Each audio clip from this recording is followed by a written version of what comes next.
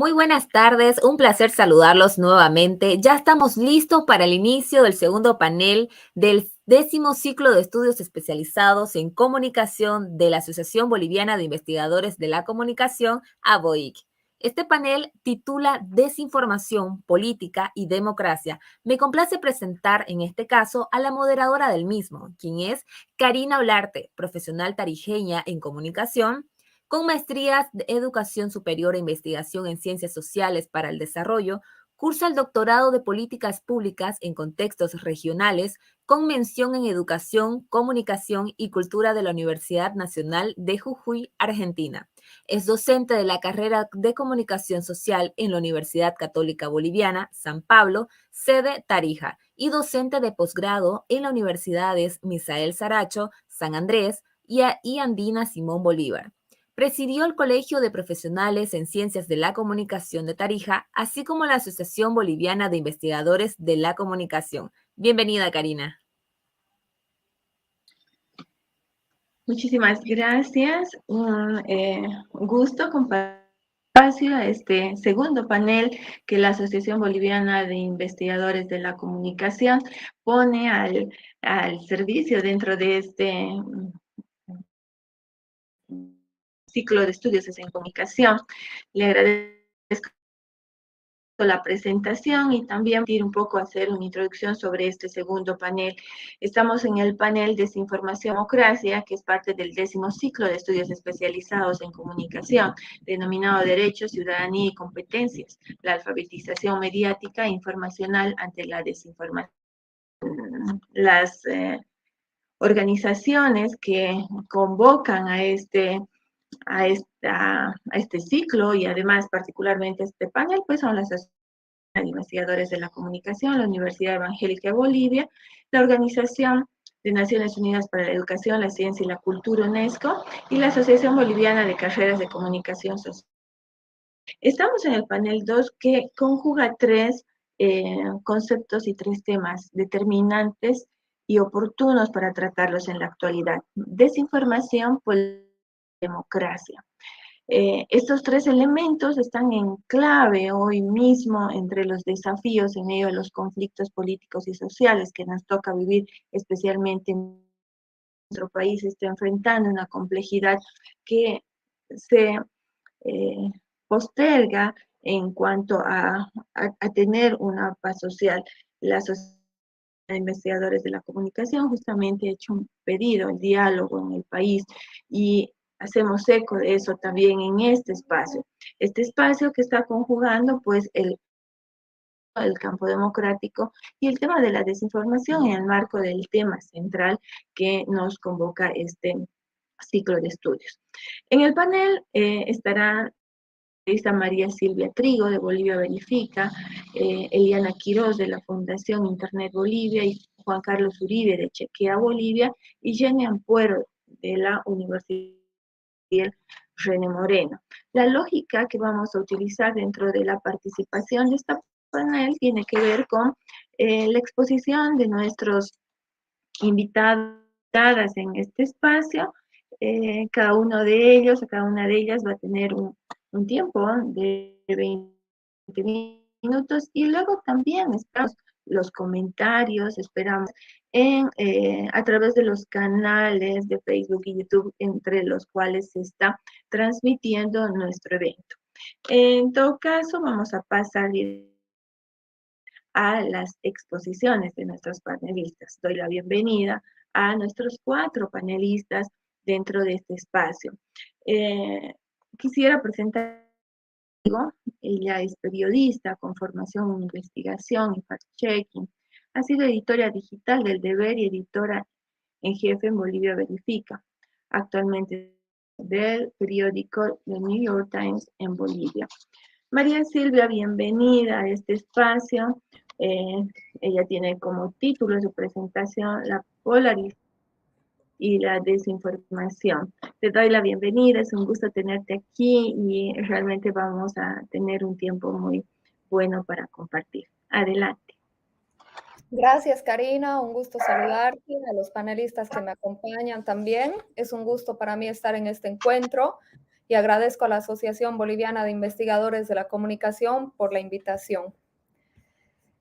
Bueno, cuando me escribieron para participar en este panel hace varios meses, propuse hacer una referencia a la desinformación en la polarización política y social que atraviesa el país, pensando en que se había acrecentado la percepción de la polarización en los últimos años, especialmente después de la crisis de 2019. Sin embargo, los hechos recientes, la disputa por la fecha del censo, el paro con bloqueos en Santa Cruz, me parece que reavivaron viejos fantasmas de la polarización y que esta coyuntura nos ofrece nuevos elementos de estudio. Así que con el riesgo de hacer un análisis prematuro y con los hechos todavía calientes y en curso, voy a intentar hacer una aproximación, quisiera que se lo entienda simplemente como eso, una aproximación, relatar una mirada muy fresca de cómo se está moviendo la desinformación en este contexto y cómo se la puede utilizar para radicalizar posiciones y qué narrativas están surgiendo desde la desinformación. No sé si se ve ya la diapositiva, ahí está, ¿no? Bueno, me gustaría que partamos por lo básico, que es establecer una definición. ¿Qué entendemos por polarización? Básicamente, la existencia de dos posiciones opuestas y radicales sobre un mismo tema, cuyas diferencias impiden la construcción de consensos y puede rebasar las vías institucionales, generando conflicto y poniendo en riesgo la democracia. La academia distingue la polarización a partir de dos clivajes, político y social. Si bien no hay estudios concluyentes ni muy grandes, el Barómetro de las Américas señala que en Bolivia existe polarización a nivel de las élites políticas y que estas son las que arrastran a sus bases partidarias, generando una percepción de polarización muy alta en Bolivia, que tiene sus momentos de mayor intensidad. Y la polarización tenemos que entenderla no como un fenómeno lineal que se mantiene inalterable en el tiempo, sino que tiene puntos álgidos según la coyuntura del país, por ejemplo, en periodos electorales, durante crisis de gobernabilidad o en la disputa de toma de decisiones colectivas, que es más o menos lo que estamos viviendo ahora, que son los momentos de mayor conflictividad y polarización, y que a la vez son caldo de cultivo para la desinformación. ¿Cómo podemos identificar una sociedad polarizada? Hay algunos apuntes. El primero es que existe una lectura binaria de la realidad que es dominante, en la que usualmente se invisibilizan los niveles intermedios de opinión. Podemos citar ejemplos bolivianos muy concretos como masista y pitita, los dos polos, o la narrativa fraude y golpe, siempre muy extremistas, muy radicales y en los que los puntos intermedios de opinión no son muy perceptibles. En este tipo de lecturas binarias, la percepción de la realidad suele estar deteriorada porque no hay una lectura completa ni objetiva de los hechos. Las personas tienden a dialogar con gente que tiene afinidad de pensamiento, a informarse por medios que, digamos, que responden a los mismos intereses políticos que ellos, y se va generando una cámara de eco que les impide leer la realidad en su amplitud. Es muy probable que no se enteren o que no quieran creer la información que contradice lo que ellos piensan. Otra característica es que los discursos públicos por lo general incitan a la confrontación y buscan generar un ambiente de miedo, difundiendo prejuicios y que usualmente apelan a rasgos identitarios. Se habla mucho de raza, de patria, de símbolos o de religión.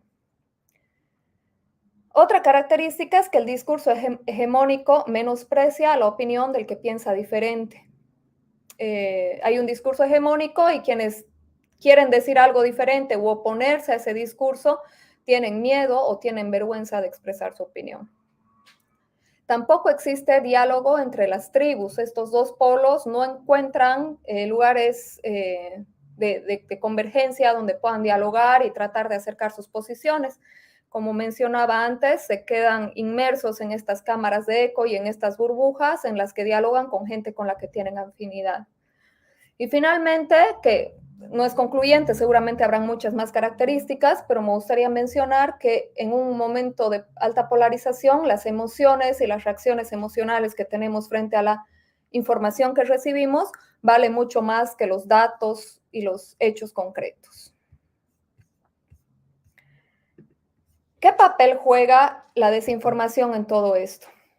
Hay que tener en cuenta que no es algo nuevo, ¿no? Que la mentira se ha utilizado siempre con fines políticos y como estrategia de poder puede ser muy efectiva, porque puede influir en los patrones de comportamiento. Sin embargo, en los últimos años se habla mucho más de polarización y se estudia este fenómeno debido a la velocidad con la que se propagan los bulos en los medios digitales.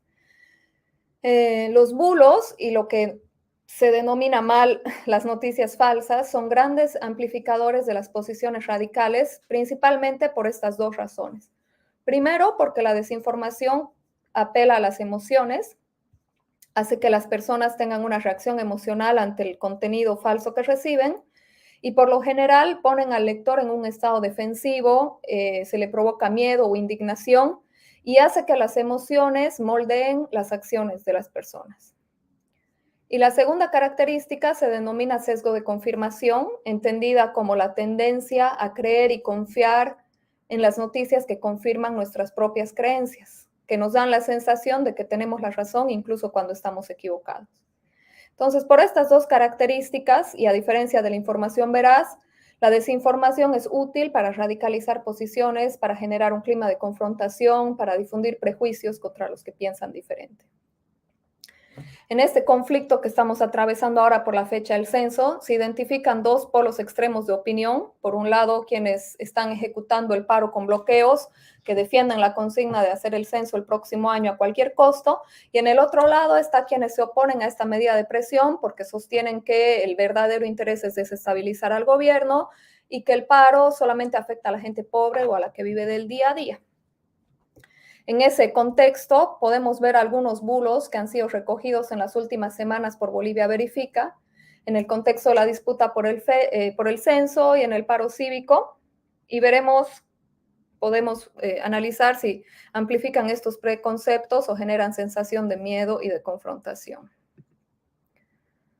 Aquí tenemos una captura falsa de Unitel que circula en redes sociales que dice que Luis Fernando Camacho manda 2 millones de bolivianos para convulsionar la paz, un contenido que puede generar conflicto, que produce miedo, incertidumbre y que puede poner al adversario en un sentimiento a la defensiva. También se ha encontrado esta captura circulando en redes que refuerza la idea de la violencia, de la conflictividad, habla de muerte, hace mucho detalle en esta intransigencia, digamos, con la medida de presión.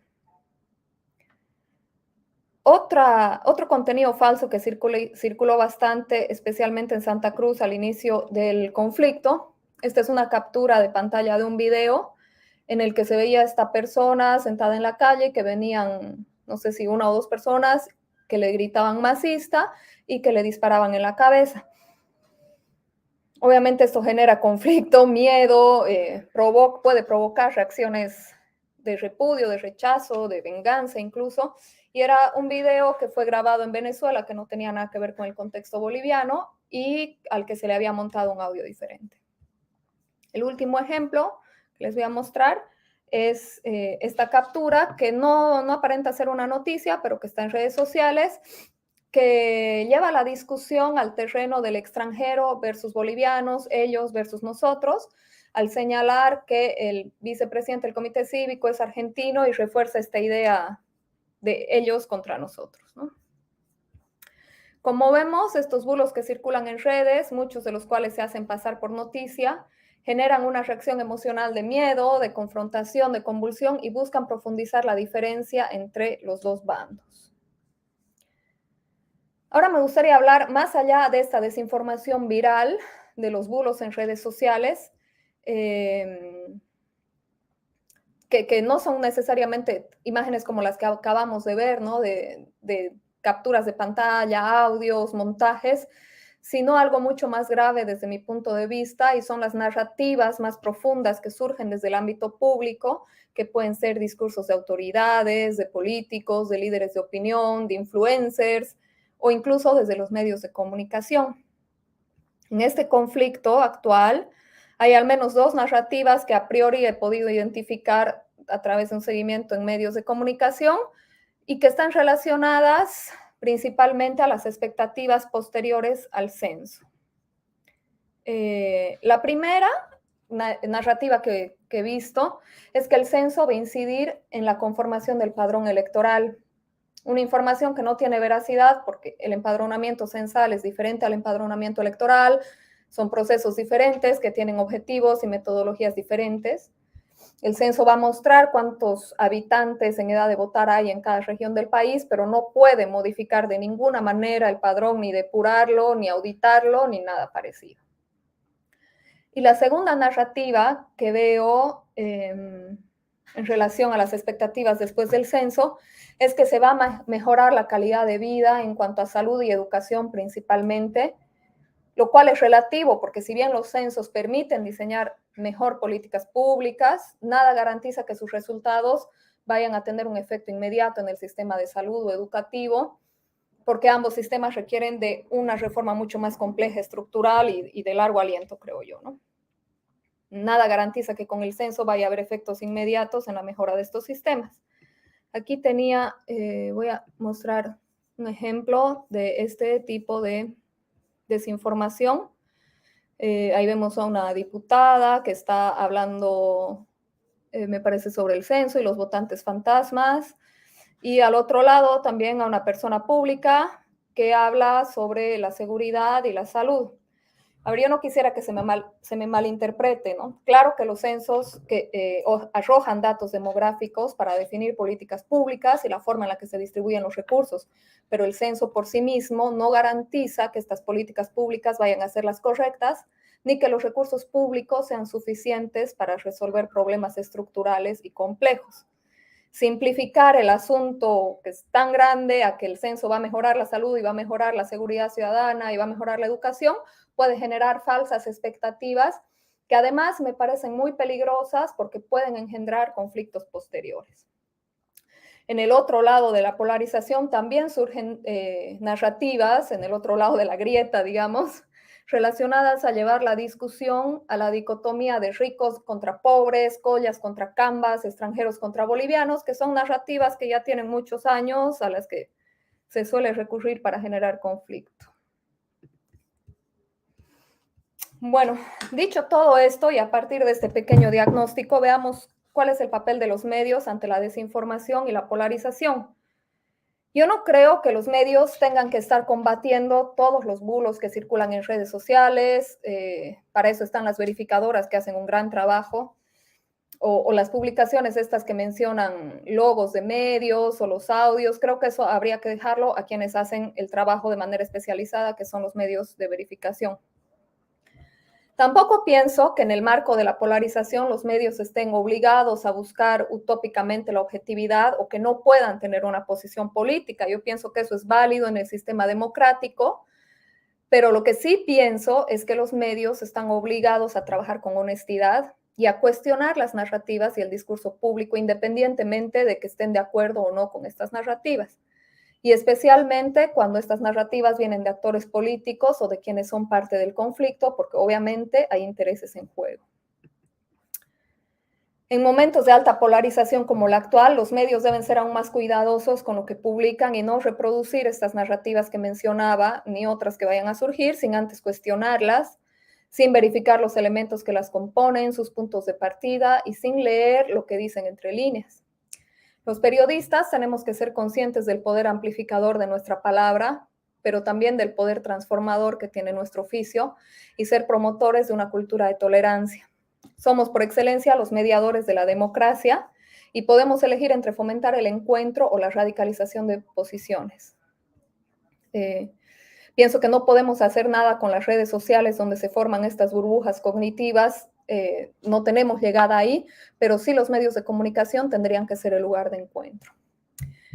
Ahora bien, muchas veces en contextos de alta polarización como la actual, es probable que los periodistas militen en uno de los dos bandos o que tengamos afinidades evidentes con alguno de los polos, ¿no? Un periodista es ante todo un ciudadano como cualquier otro y por supuesto que tiene preferencias políticas y está bien que así sea. Entonces, reflexionando un poco sobre qué podemos hacer los periodistas y los medios para, digamos, despolarizarnos, pienso que lo fundamental es siempre dudar de la información que recibimos, especialmente cuando nos produce una reacción emocional, verificar las noticias, verificar las narrativas que van surgiendo y hacer de la verificación, digamos, de estos temas macro un paso imprescindible previo a la publicación, ¿no? Para eso habría que erradicar de nuestros cerebros la obsesión por la primicia. Un segundo punto es ser consciente de nuestros propios sesgos, y esto me parece muy importante porque es un esfuerzo para informar con honestidad. Solamente si nosotros somos plenamente conscientes de cuál es el lugar desde el cual estamos hablando a nuestra audiencia y lo hacemos con honestidad, podemos mirar con un poco más de distancia y con un poco más de imparcialidad los hechos y nuestro trabajo. También sugeriría estar alerta al surgimiento de narrativas y no darlas por hecho. Muchas veces los medios reproducen, los periodistas transcribimos lo que las autoridades y lo que los líderes políticos dicen sin un mínimo esfuerzo por cuestionar lo que han dicho, por revisar las leyes para ver si lo que han dicho tiene alguna veracidad. Tampoco las ponemos en contexto, no las contrastamos, se podría consultar a expertos. Creo que hay que estar un poco más alerta en eso. Un cuarto punto sería escuchar al que piensa diferente a nosotros, y esto no es solo para el periodismo, sino para todos. Creo que seguir, por ejemplo, en redes sociales a personas que piensan igual que nosotros no ayuda en nada, sino más bien habría que seguir a gente de opiniones diversas, leer periódicos que están respondiendo a intereses que no son los nuestros, escuchar a otras fuentes para poder ampliar nuestra perspectiva. Y finalmente, bueno, esto es un acto de humildad casi, estar dispuesto a reconocer que uno está equivocado y a cambiar de opinión.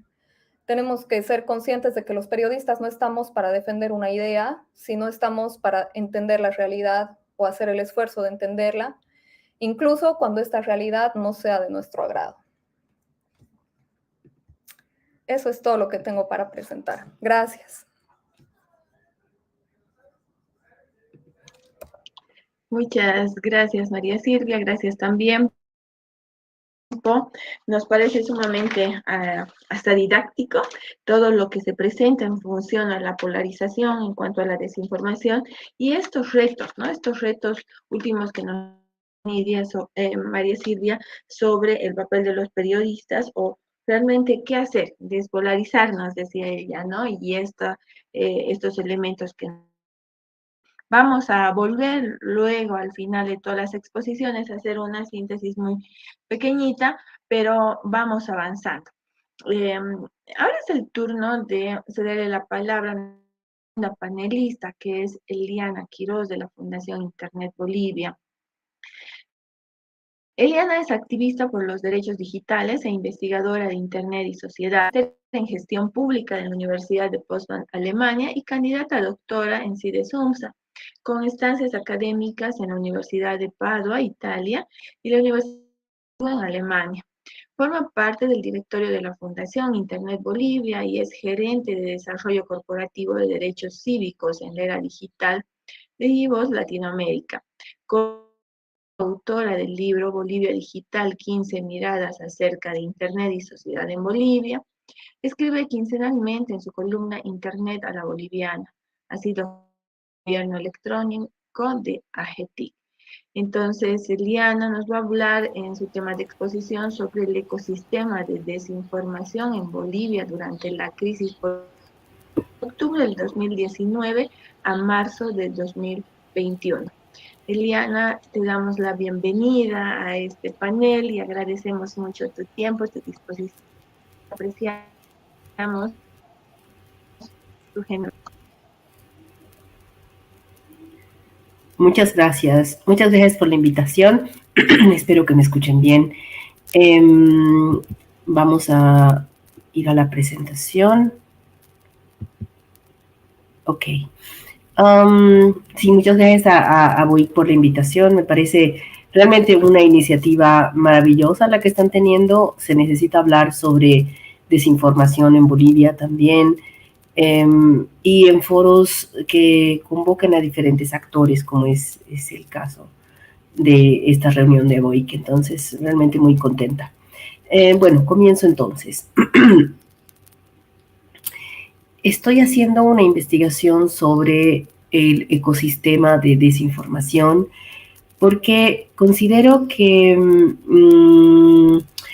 el tema es más complejo, es muy complejo, es realmente multifacético. Entonces, a veces cuesta, es complicado tomarlo, o sea, entender la dimensión real para investigarlo. Entonces, he pensado que lo primero que había que hacer era identificar actores y dinámicas para entender qué es desinformación, o sea, que cuando hablamos de desinformación estamos hablando de quiénes y qué hacen qué, ¿no? Y increíble por como parece, no hay esta información así como ecosistema en papers en general en el mundo. Entonces, agradezco también la oportunidad de poderles presentar esto, que es un avance, una partecita de la tesis doctoral que estoy trabajando. Ok. Lo primero entonces es que esto ya lo hemos conversado con varias personas que hacen investigación en este tema del uso político de Internet. La campaña del referéndum constitucional del 2016 en Bolivia ha sido el evento inaugural para tomar Internet como espacio de lucha política. Si bien la marcha por el TIPNIS fue un momento de convocatoria ciudadana para recibir a la marcha cuando llegaba la paz, y ahí Internet, por supuesto, tuvo también un rol. No fue hasta el 2016 que comenzamos a ver dinámicas no solo de convocatoria ciudadana, por ejemplo, como fue el caso del TIPNIS, sino ya de operaciones de información o de desinformación. Y esto se extiende hasta ahora.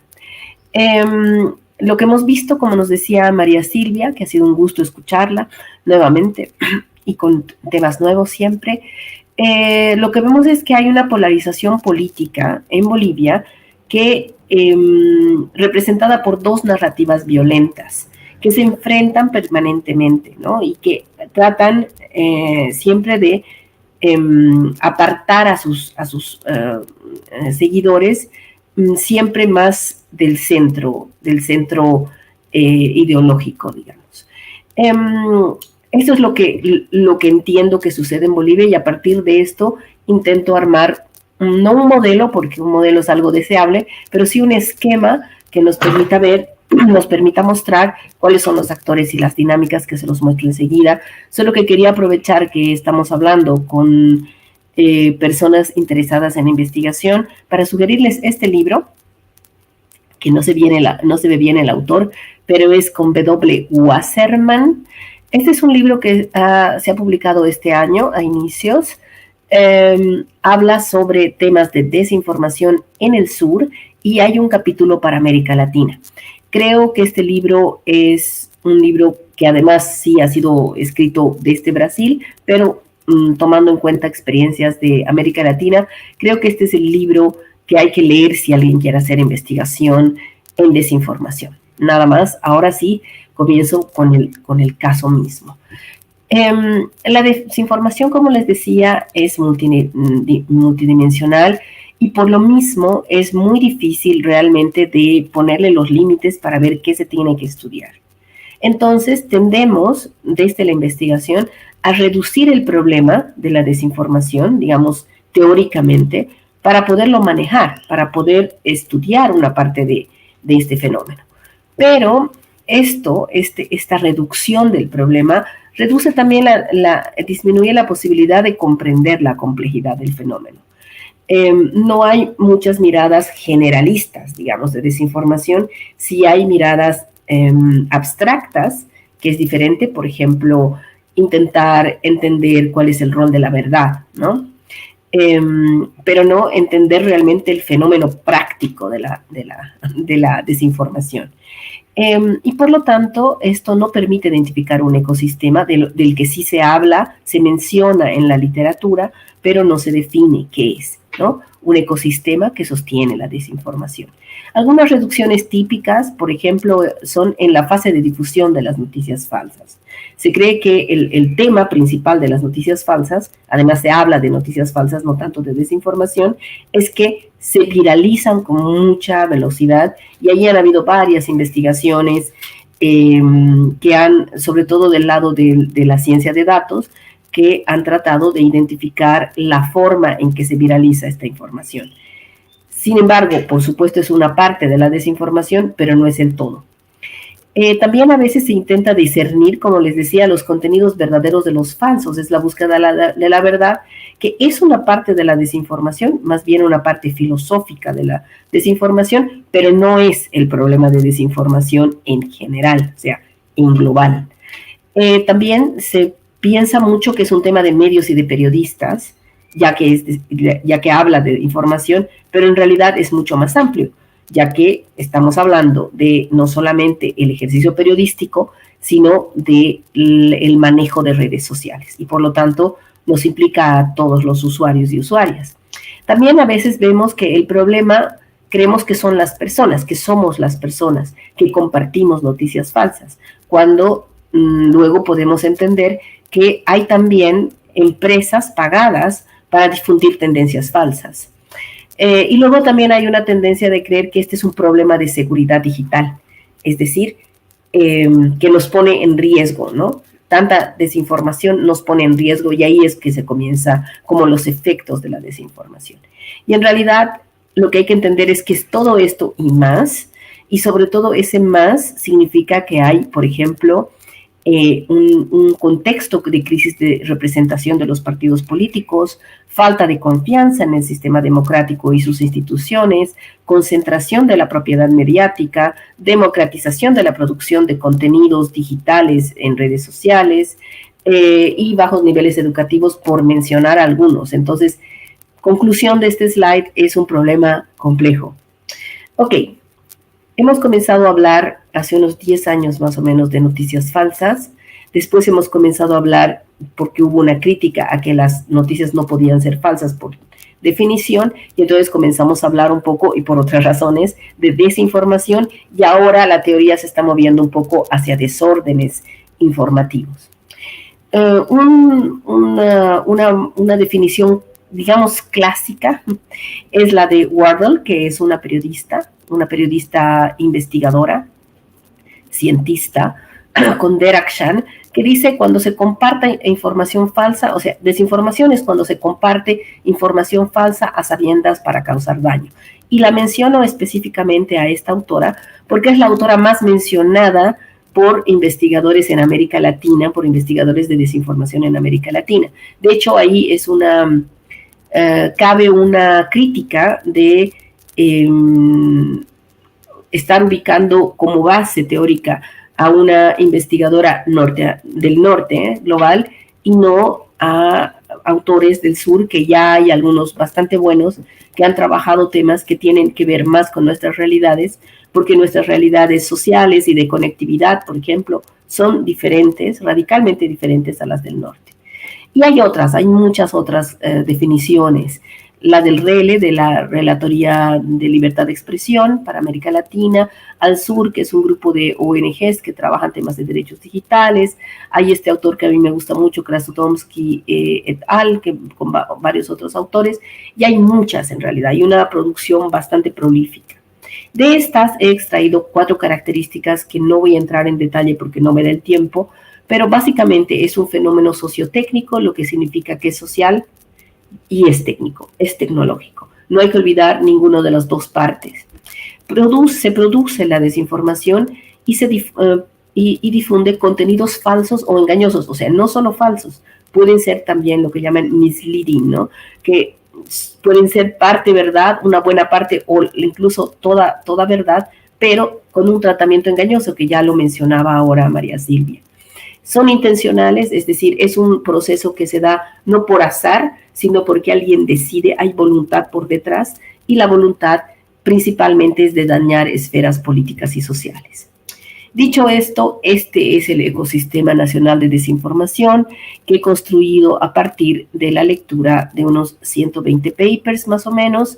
Son grupos de actores y me voy a detener en un par porque no me da el tiempo tampoco para ir en mucho detalle, pero básicamente el primero, que está a mi izquierda, sería igual supongo a la de ustedes, es la voluntad política, es decir, alguien tiene que expresar que decide, que quiere hacer, llevar adelante estas campañas de desinformación.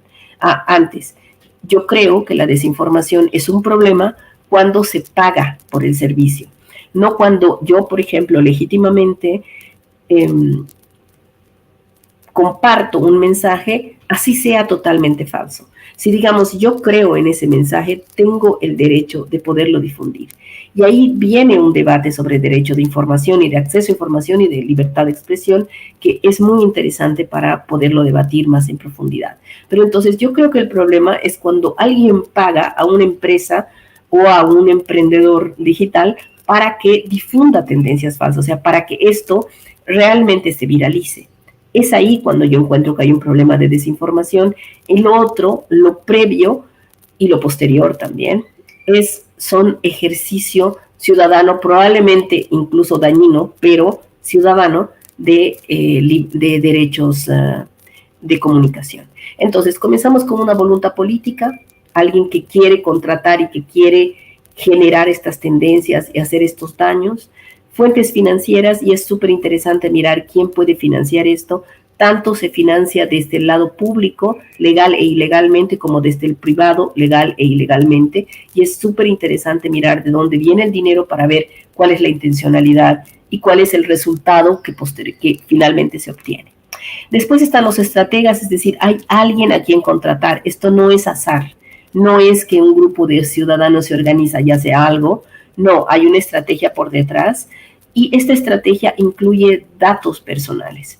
Se necesitan bases de datos, integrarlas, estudiarlas, hacer perfilamientos de consumidores, que es lo que se hace en el marketing comercial normal, y a partir de eso hacer análisis de estos datos y difundir mensajes a estos perfiles específicos, con lo que estamos ya en productores de contenido. Una vez que tienen los productores de contenido, arman los audios, los videos, los memes, etcétera, y necesitas, para que ingresen a la difusión, una figura, que esta me parece interesante, de proveedores de credibilidad. Estos proveedores de credibilidad, por ejemplo, pueden ser influencers, pueden ser periodistas, pueden ser medios independientes o mainstream, o pueden ser lo que se llaman information washers, o sea, medios que son creíbles o más o menos creíbles y se ponen se toman estas noticias y las lavan, digamos, para que las personas las crean. También, por supuesto, líderes políticos y autoridades de gobierno. Y después esto se lanza atravesando a estos proveedores de credibilidad, que lo que hacen es proveer credibilidad al mensaje y al sistema. Se lanzan a una esfera de difusión donde voy a entrar ahora sí más en detalle. Hay difusores masivos, es decir, necesitamos primero que se conozca mucho la noticia y muy rápido. Después de los difusores masivos están los difusores interactivos, es decir, seguimos difundiendo, pero generamos conversaciones en los espacios digitales para que esto suceda. Y finalmente está la ciudadanía, a quien le llega, pero no es pasiva. También la ciudadanía tiene un rol activo en difundir esto. Ok, vamos a ver un ejemplo. Y siento mucho que esté pequeñito, pero este es un ejemplo que hemos extraído del periodo. Y quiero aclarar que no es porque quiera hablar bien o mal de uno de los lados. Los dos polos tienen estas prácticas, pero en este caso, este polo tenía mucha facilidad para identificar a los actores. Todo comienza, este es el caso pedofilia Evo Morales, es decir, cómo se implanta, más allá de que sea verdad o no, no estamos hablando de eso, estamos hablando de cómo se difunde una noticia o una lógica, una narrativa a través de un proceso de desinformación. Todo comienza con OK Diario y con el periodista Entre Ambas Aguas, que lanza, promete, déjenme ver la fecha, promete que va a difundir una noticia de Evo Morales que va a causar sensación. Y eso lo hace el 7 de agosto. Al día siguiente se difunde la noticia, tanto en redes sociales, primero en OK Diario y después en redes sociales, y esa es la fase de producción. Necesitamos a alguien que produzca una noticia, que produzca materiales, que produzca memes, que produzca videos, audios, etc. No solamente OK Diario produce, también medios nacionales, y no estoy diciendo que quieran hacerlo, probablemente engatusados, probablemente con algo de decisión, no lo sabemos. Y luego medios internacionales también han producido noticias y han producido materiales. Y luego productores para redes sociales, que ahí están los memes, es el mundo de los memes, es el mundo más vandálico, digamos. Después de que pasamos a la producción, va a la difusión masiva, lo que veíamos antes. Y la producción masiva que hemos identificado en este caso es principalmente Facebook, grupos masivos como los grupos de compra y venta de cosas, los cachis, etcétera. Estos son los grupos de difusión masiva. No les importa que la gente hable, difunden muy activamente. Y después viene la difusión interactiva, que son más bien, más que páginas, son grupos de Facebook, y ya aquí entran los grupos de WhatsApp, por ejemplo, donde se generan conversaciones, pero igual se está difundiendo activamente.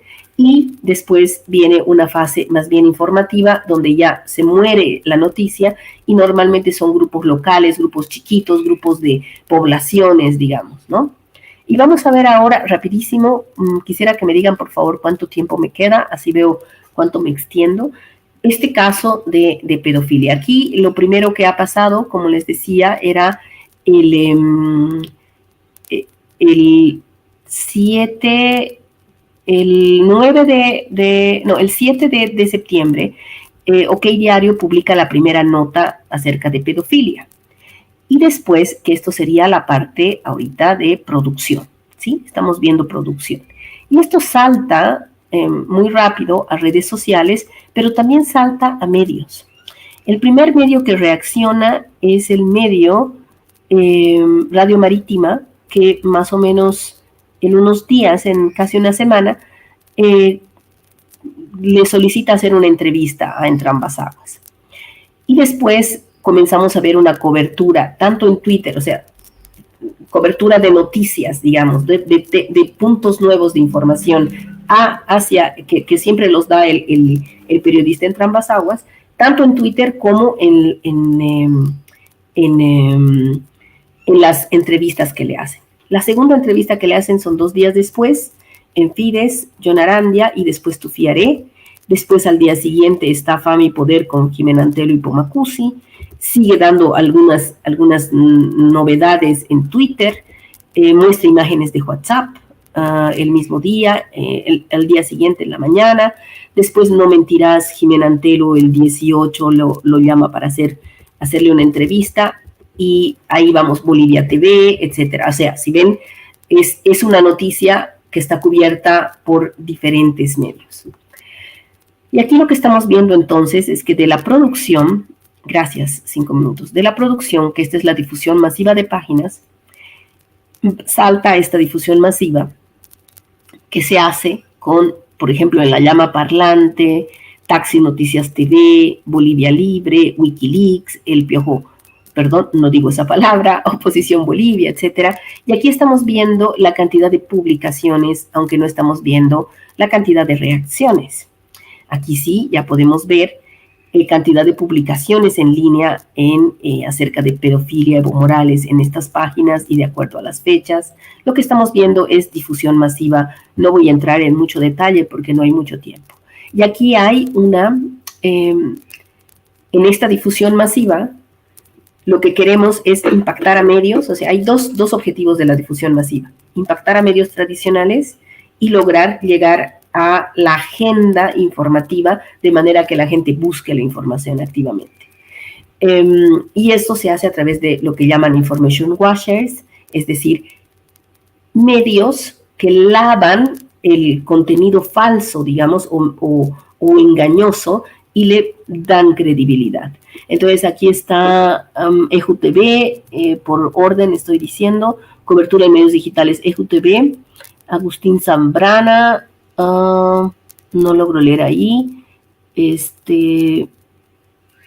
Bolivia al Día TV, Canal Digital, etcétera. Y cobertura en medios de Facebook, El Chaqueño, El Deber, El Diario, Los Tiempos, Correo del Sur. Ya se vuelve la noticia del día, y los medios tradicionales comienzan a darle cobertura con lo que le dan credibilidad.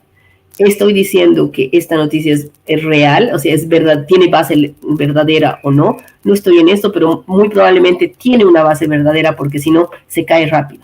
La idea es que se mantenga lo más que se pueda en el espacio informativo, para lo que tiene que tener algún dato que le dé veracidad o que sea real, ¿no? Entonces hay parte de verdad y hay parte de mentira, digamos, en la noticia y en la cobertura.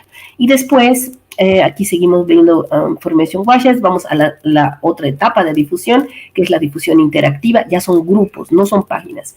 Ahora cambiamos a grupos y aquí vemos, por ejemplo, soy un orureño del carajo, Red Gigavisión, no queremos más en el gobierno, Bolivia despierta 21F, etcétera. Esta es la cantidad de publicaciones en grupos. Si ven, son picos, no es una conversación que sea estable, son picos que se están generando y corresponden en gran medida a las novedades y a las primicias que está dando principalmente, en este caso, el periodista español. Y después la muerte ya son grupos específicos, como les digo, normalmente de poblaciones pequeñas, digamos, en algunas poblaciones en el Beni, por ejemplo, hemos identificado.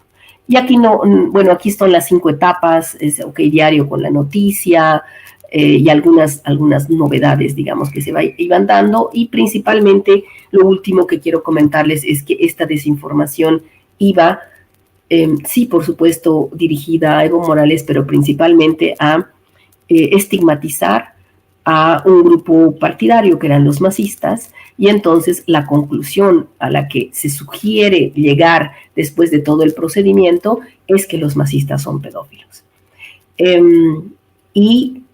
Por supuesto, es una estigmatización, es decir, puede que haya, nuevamente me meto en temas un poco delicados acá, puede que haya pedófilos, que nos conste que haya, incluso que a la legislación, a la ley, le conste dentro de los masistas, pero por supuesto hacer una generalización de este partido, como de cualquier otro partido, como cualquier grupo, diciendo que tienen una característica negativa, es una estigmatización. Esta es una forma en la que funciona la desinformación. No es la única, no es el único caso que hemos investigado, también hemos visto algunos casos del otro polo que son un poco menos claros, digamos, porque los recursos son diferentes también, y no me refiero solo a los recursos en dinero, sino también en los recursos digitales con los que cuenta cada uno de los polos.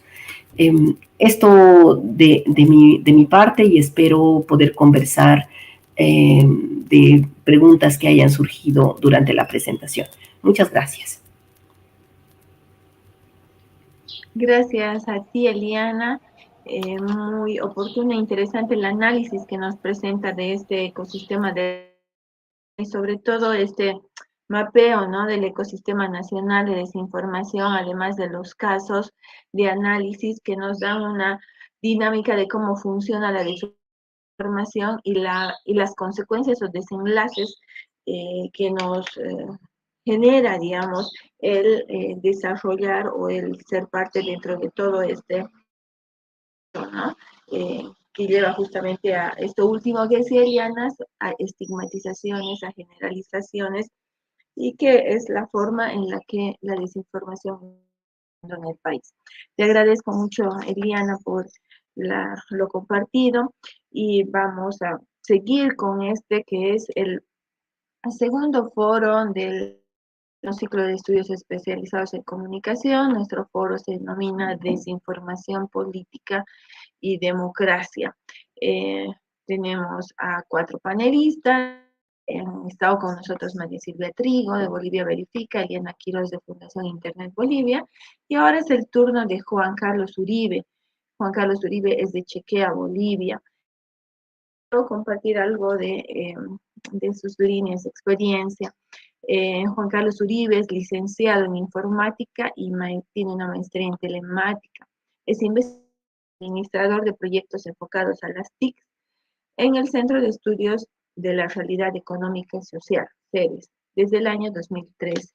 Ha escrito varios documentos que han sido publicados por el Foro Regional de Cochabamba, y uno de ellos en el Compendio Bolivia Digital. Desde 2019, Juan Carlos es también coordinador de la iniciativa de verificación Chequea Bolivia, que nació en CERES, producto de una investigación y a partir de la cual inició su caminar por el periodismo desarrollando investigaciones sobre desinformación, fact-checking, discursos de odio y alfabetización mediática. Juan Carlos Uribe nos va a en este foro el día de hoy el tema sobre el discurso de odio político en redes sociales durante la coyuntura electoral 2020 en... Bienvenido, Juan Carlos, gracias por aceptar esta invitación y por compartir con nosotros. Adelante.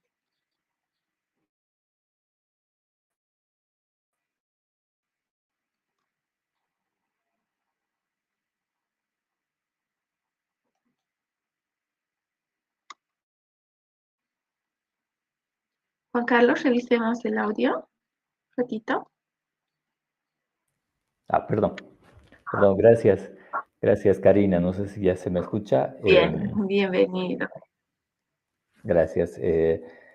Soy el coordinador de Chequea Bolivia y ahora voy a presentar una investigación que hemos hecho con Alex Ojeda y Valeria Peredo sobre el discurso de odio.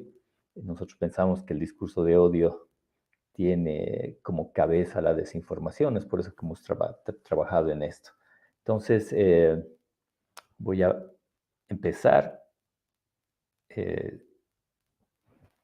Y entonces, Chequea Bolivia es una iniciativa de verificación. Nuestro objetivo es luchar contra la desinformación, verificando contenidos falsos o engañosos, y así poder aportar un poco al sistema democrático boliviano.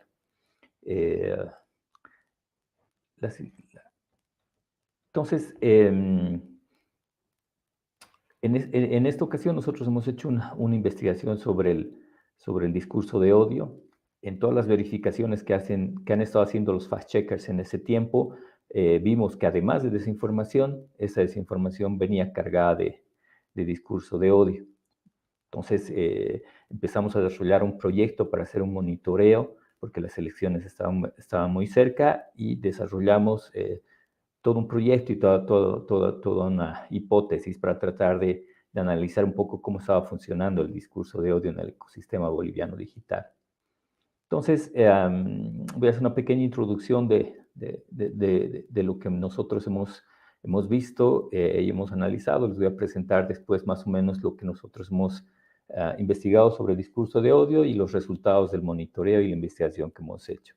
Entonces, si nosotros hablamos de política, porque lo que queríamos ver era el discurso de odio en la política, no podíamos dejar de lado la comunicación política, donde hay tres actores, que son los políticos, que son los que tratan de dar de alguna forma certeza a los ciudadanos cuando hablan con sus discursos o cuando presentan resultados.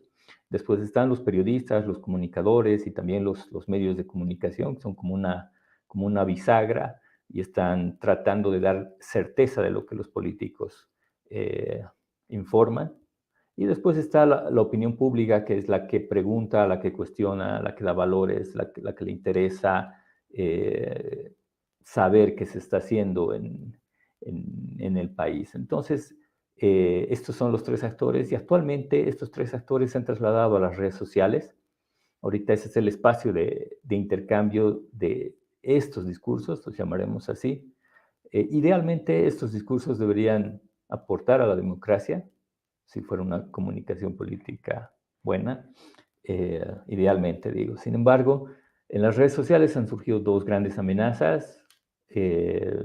María Silvia ya explicó un poco, Eliana formalizó un poco más con ejemplos, ¿no? Uno de ellos es la desinformación y el otro es el discurso de odio. Entonces, en esta exposición me voy a enfocar en el discurso de odio político más que en la desinformación, en base a un análisis de un monitoreo que hemos hecho a 18.071 comentarios en Facebook el 2020, y estos comentarios han sido bidireccionales. Entonces, empezamos por el discurso de odio. El discurso de odio es un instrumento que siempre se ha utilizado para atacar al otro. Actualmente, el discurso de odio no tiene una definición clara, hay definiciones ambiguas. En Internet pueden encontrar muchas definiciones de este tipo, y muchos de los investigadores que están trabajando sobre este tema nos ponen de acuerdo en cómo podría podría definirse porque hay una línea muy delgada que divide al discurso de odio y la libertad de expresión, principalmente en las redes sociales. Entonces, lo que nosotros hemos hecho ha sido dividir en dos partes, uno que es el discurso, que está asociado a la interacción que tenemos todos, y puede ser también esos tres actores que mencionaba, y después el odio, que sí tiene una definición, que es la antipatía y la aversión a algo o a alguien. Entonces, si colectivizamos esto, si nosotros colectivizamos el odio y el discurso, entonces para nosotros sí aplica el discurso de odio. Si colectivizamos esto a un grupo social o se enmarca a un grupo social, entonces podríamos estar hablando de un discurso de odio. Si bien el discurso de odio ha sido estudiado a diferentes grupos vulnerables, hemos visto que el discurso de odio ahora es más amplio y uno de los grupos a los que ha afectado harto es al político, ¿no? Y son estos grupos los que empiezan a generar mucho más discurso de odio. Entonces también hemos visto que el discurso de odio tiene como tres fases para generarse. En un inicio se buscan grupos para subvalorarlos, o sea, no los queremos reconocer, el otro no existe, inferiorizamos, el otro es menor que nosotros, es menos que nosotros, no debería estar, y si algo nos sale mal es culpa del otro.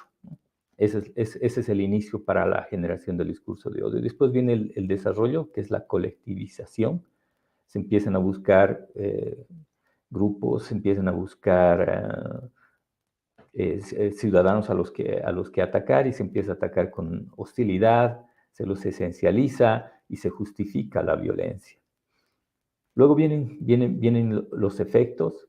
Los efectos son que no hay un debate informado, se cierran las conversaciones cuando se está empezando a debatir, hay una estereotipación, se empiezan a vulnerar algunos derechos y todo eso puede desencadenar en una violencia física. Lo más grave en el discurso de odio, lo más grave realmente en el discurso de odio es llegar a la violencia física. Lamentablemente, este estudio que nosotros hicimos hace 2 años, se está viendo ahora, el discurso de odio está generando violencia física. Ya hay unos 2 ejemplos que seguramente todos ustedes han visto en las noticias estos últimos días. Y ahorita mismo está ocurriendo eso. Entonces, pensamos que hay dos condiciones de expansión del discurso de odio. Uno, que son las estructuras sociales.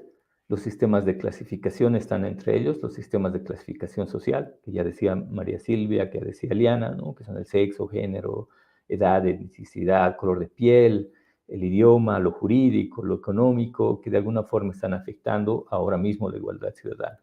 Después están los discursos políticos, que son generalmente hostiles, porque apelan al enemigo para generar una cohesión interna.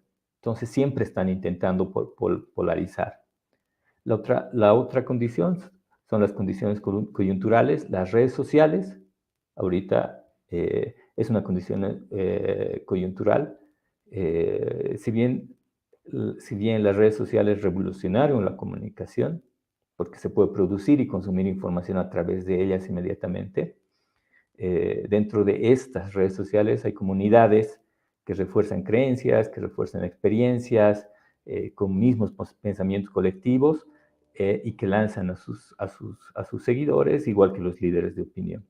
¿Por qué pusimos en ese tiempo las redes sociales coyunturales como una condición coyuntural? Porque nosotros pensábamos que en algún momento podrían desaparecer. Ahora mismo, como les decía, esta es una investigación que hicimos hace unos 2 años. Ahora mismo, si ustedes siguen las noticias, Facebook por primera vez el año pasado ha perdido un montón de los que se suscriben a esta red.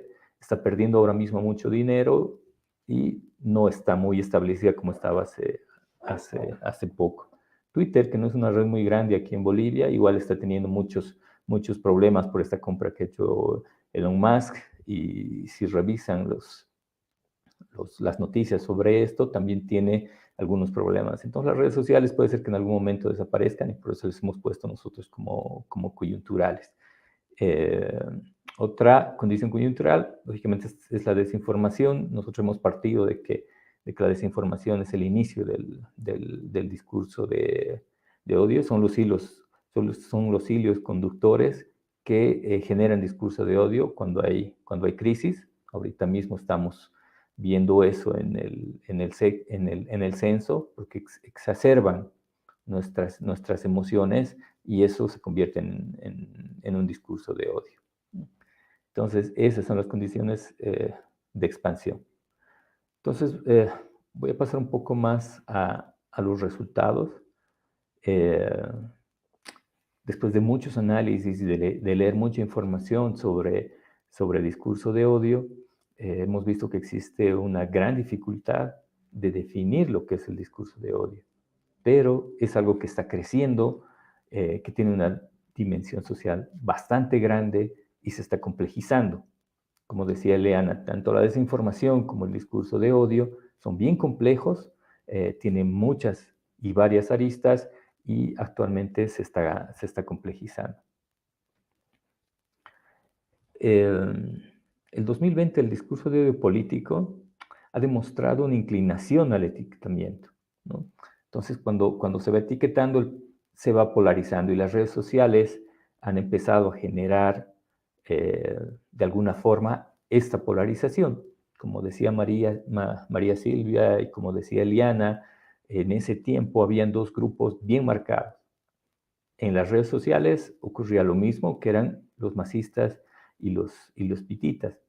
Ambos, el uno al otro, se asociaban atributos negativos hostiles, esencialistas, y en algunas ocasiones justificaban la violencia hacia ellos, el uno al otro. Entonces, ¿dónde vimos que había más discurso de odio? En realidad el discurso de odio se generaba en los comentarios, por eso decía al principio que revisamos los comentarios. El discurso de odio no es que lo decía un medio de comunicación o no es que alguien lo hacía a propósito, sino se generaba en función a alguna noticia, algún comentario de algún líder de opinión, y sobre esa noticia que se publicaba se empezaba a generar un hilo de comentarios que eran los que iban cargados con discurso de odio basados en desinformación. Entonces, estos comentarios con discurso de odio en un 44% estaban en páginas de noticias, en un 15.9% estaba en un grupo político, en un 25% en páginas de activistas y en un 14% estaba en los perfiles. Entonces, las páginas de noticias han sido las que han generado más comentarios cargados con discursos de odio. En esta gráfica ustedes pueden poner qué cosas se decían entre ambos grupos, ¿no? Los masistas les decían a los pititas que eran de la derecha, que eran ladrones, que eran racistas, que daban asco, que eran corruptos, y los pititas les decían a los masistas que deberían irse a Venezuela, que eran maleantes, que eran basura, que eran ignorantes, que eran delincuentes, también que eran corruptos, también que eran asesinos. Entonces, esos eran los mensajes que se iban lanzando durante todos estos comentarios. Entonces, en este análisis que nosotros hicimos, en este monitoreo, encontramos que de cada 10 comentarios vertidos y que hablaban de pititas o masistas, alrededor de 3 comentarios se asociaban con adjetivos negativos, ¿no? Se les atribuían características no solo de preferencia política, sino también lo que decíamos al principio, ¿no? De educación, de sus comportamientos, de territorio, y todo eso que estaba definido como una estructura social. Entonces, en vez de tener un debate o unos comentarios que puedan aportar y dar un valor agregado a cada uno de ellos, la discusión en esos comentarios se volvía bastante hostil, casi como una guerra, ¿no? Entonces, cada uno de los lados siempre estaba tratando de tener un una victoria, pero en ningún momento llegaban a entenderse, ¿no? El uno decía una cosa, el otro decía una cosa, y así comenzaba el hilo. Entonces, después de revisar esa información, esos datos, nos parece que la solución no pasa tanto por la regulación, porque tendrían que regular las redes sociales o como nosotros deberíamos explicar lo que pensamos o cómo compartir en las redes sociales, que es algo muy difícil y que estaba muy reñido con la libertad de expresión. Como les digo, ahora mismo hay complicaciones con las redes sociales y no sabemos si todavía continuarán, si existirán. Entonces es un tema bien controvertido. Pero sí pensamos que la concientización, que la alfabetización mediática y la alfabetización informacional serían formas de minimizar. Sí, tal vez son procesos bastante lentos, pero se podría ya empezar incluso desde el colegio con los más jóvenes. También vimos que habían posibles alternativas. Una era la conversación democrática, reconocer que los otros tienen también derechos, reconocer al otro como un interlocutor válido, como una persona, pero para eso se necesita empatía, se necesita tener información de calidad verificada, se necesita conversación argumentada, sin ofensas, ¿no? Entonces, se complica un poco si es que no hay esto de la concientización, de la alfabetización mediática. La otra era la construcción de narrativas alternativas, que ya se utiliza, que son las contranarrativas y las narrativas alternativas. Estas dos formas de narrativas intentan desacreditar de alguna forma los mensajes que incitan a la violencia, porque como les decía, lo más complicado en el discurso de odio es que se desencadene en violencia, por eso se lucha tanto para evitar que llegue a este extremo, ¿no? Entonces, estas contranarrativas tratan de exponer lo que el otro siente en el momento en el que está hablando. Entonces, estos son los resultados, más o menos. Esto es lo que nosotros hemos hecho en lo que se refiere al discurso de odio. Pensamos que sigue siendo una amenaza, y una amenaza más compleja. Ha crecido mucho desde lo que nosotros hemos hecho esta investigación y sigue nomás siendo fuerte. Ahora hemos visto que realmente el discurso de odio ha llegado a la violencia en estos últimos conflictos por el censo. Entonces, yo llego hasta aquí. Muchas gracias por su atención.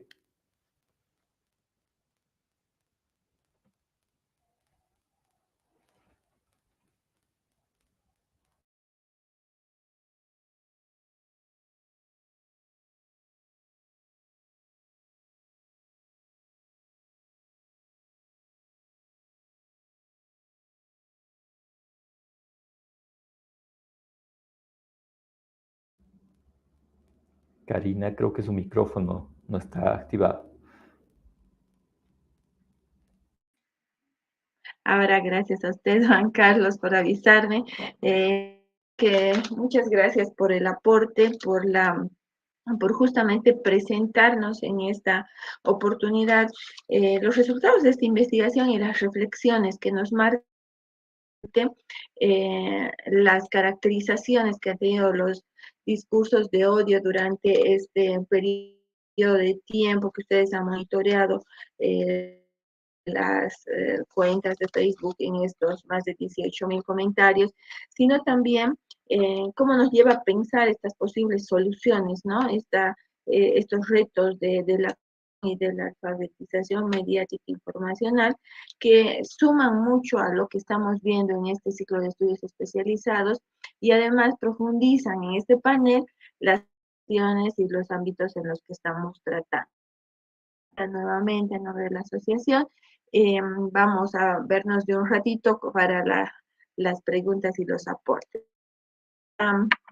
Pasar ahora a presentar a nuestra cuarta panelista. Recordemos que estamos en el segundo panel de este 10º especializados en comunicación, que se denomina Derecho, Ciudadanía y Competencias. la alfabetización mediática e informacional ante la desinformación. El panel se denomina Desinformación Política y Democracia. Ahí han estado con nosotros María Silvia Trigo, Liana Quiroz, Juan Carlos Uribe, y ahora es el turno de presentar a nuestra cuarta panelista. Ella es Jenny Ampuero, de la Universidad Autónoma Gabriel René Moreno, y me permito compartir algunas características biográficas de Jenny. Jenny Ampuero es doctora en Educación para la Integración, es máster en Desarrollo Sustentable y especialista en Investigación y Comunicación, con diplomados en Decolonización de la Comunicación y Teorías de Desarrollo, entre otros. La doctora en Comunicación Social en la Universidad Católica Boliviana en la ciudad de La Paz. Actualmente es docente universitaria en la Universidad Autónoma Gabriel René Moreno, las universidades privadas de Santa Cruz, tanto a nivel pre como en posgrado. Actualmente también es directora ejecutiva y cofundadora de doctorales para la integración y el desarrollo, CEDIT. Damos la bienvenida a Jenny y ella nos va a hablar en este panel sobre la campaña electoral de octubre de 2019 en nuestro país. Le doy la bienvenida, estimada Jenny, un gusto compartir aquí. Bienvenida.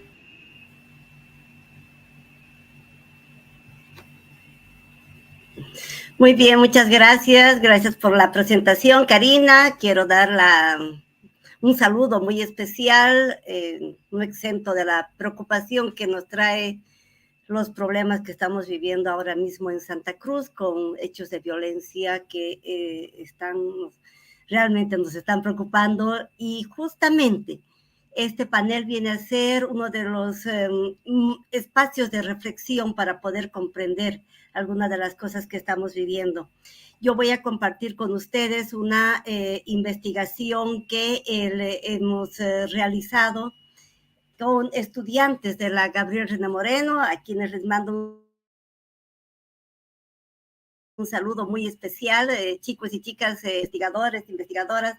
Hemos realizado este trabajo el año 2019. Lo que hemos tratado de entender es la desinformación o cómo se ha trabajado el tema de los memes dentro del espectro político electoral. ¿Qué ha pasado? No, bueno, primero ahí podemos ver a Arti cuando era ministro, y se hablaba él había dicho que la canasta familiar llegaba a costar 100 bolivianos, que con 100 bolivianos podíamos llenar la canasta familiar. Pero bien, ¿qué es lo que pasa con el tema de los memes? Como un antecedente,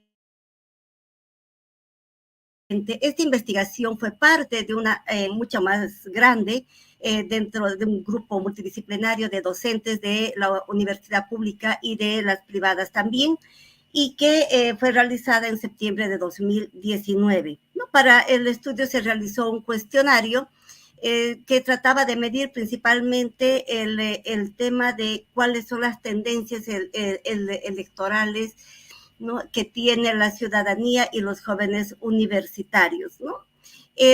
A partir de ello, hemos sacado algunos de los que lo que nos interesaba a nosotros en particular en el campo de la comunicación era poder indagar cuál es la preferencia mediática por un lado y cuál es la participación, vamos a decir, y la articulación de sentidos en relación a los memes, ¿no? A los memes de índole político. Bien, como bien lo dice ahí, la encuesta hemos realizado la primera a 663 personas del área urbana, y la segunda estaba compuesta por 1.161 estudiantes universitarios de universidades públicas y privadas. No, de esa preferencia mediática en esos cuestionarios, lo que hemos podido ver que la ciudadanía en general y y las universitarias, más del 70% se maneja con redes, ¿no? Como un medio de información y también de consulta de temas políticos y de otra índole como de entretenimiento, ¿no? La red más usada, el Facebook y WhatsApp. Facebook sigue entronizado todavía. Y en tercer lugar, muy por debajo, Twitter. Los formatos preferidos en este momento, favoritos, son los videos y los memes. Ojo que en esa época, el 2019, TikTok todavía no se había dado la migración tan fuerte como se ve ahora en el 2022. Bien, viendo eso, lo que habíamos tratado de investigar es cuáles eran los actores, los temas y las posiciones políticas en los cuales se marcaban los memes, ¿no? En relación a los políticos, y además cuáles fueron, ¿no? Las interacciones que los y las estudiantes universitarias se habían construido en relación a estos memes. Para las fases de investigación, primero se seleccionaron las páginas de Facebook que comparten memes políticos, después se trabajó con los memes que tenían mayor interés, en tercer lugar lo que tratamos era de identificar esos temas y actores y tendencias también. Y por último, tratamos de entender las interacciones que tienen estudiantes, para lo cual hemos realizado grupos focales. Los resultados más interesantes, como lo vamos a ver posteriormente, tiene que ver mucho con la preferencia justamente con los memes, ¿no? ¿Cuáles son las premisas teóricas? Primero, que la audiencia es activa, por tanto que nos hemos movido dentro del campo de los estudios culturales, por tanto la audiencia construye significado. Y en este caso, la opinión pública, por tanto, construye sentido a partir de la interacción en estas redes, ¿no? Cuando hablamos de los memes en la política, lo que podemos ver en primer lugar, ¿qué es un meme? ¿No? El meme es una imagen gráfica, a veces acompañada por texto, que tiene que ver con una parte de la realidad que puede estar distorsionada o no, o puede estar agrandada o empequeñecida. En todo caso, va a ser una parte de la realidad y una visión de esa realidad, pero en términos jocosos, satíricos, ¿no? Y cuando hablamos del ámbito político, bueno, el meme político pues está referido en este caso a las elecciones y discursos político-partidarios. Lo que hemos podido ver es que la principal característica de los memes en la política, bueno, y en realidad en todos los ámbitos, es que los memes tienen esa característica, son como un reguero de pólvora, ¿no? Son tan interesantes, tan agudos, tan, como dice ahí, pican, ¿no? Como dice, es un arma letal, porque el meme te dispara una idea y corre violentamente. Puede correr un meme en cuestión de segundos, ¿no? Y ese justamente es podemos decir que el valor, el pro y el contra de los memes. Ahora, en el contexto boliviano de los memes en la política, según estudios que realizó Marcelo Guardia y Segada, en el texto de memes que hicieron ellos dan cuenta que uno de los hitos más importantes tiene que ver con el famoso zapatazo, ¿no? El referéndum de 2016, cuando Carlos Valverde lanzó la noticia del famoso hijo, no hijo de Evo Morales, pero sobre todo la figura de la señora Zapata, ¿no? Entonces, a partir de ello, la ciudadanía empezó a construir, ¿no? Empezó a construir una serie, una narrativa impresionante en relación, primero, lo hicieron una tela, porque la telenovela era Evo Morales, ¿no? Tenía un amante, además la amante era jovencita, además esta niña venía de un estrato muy pobre, y bueno, se construyó toda una telenovela en la cual se decía que había hijo, no había hijo, ¿no? Y bueno, y el punto de que como de pobre llegas a ser una princesa, ¿no? Hasta ese momento el gobierno no había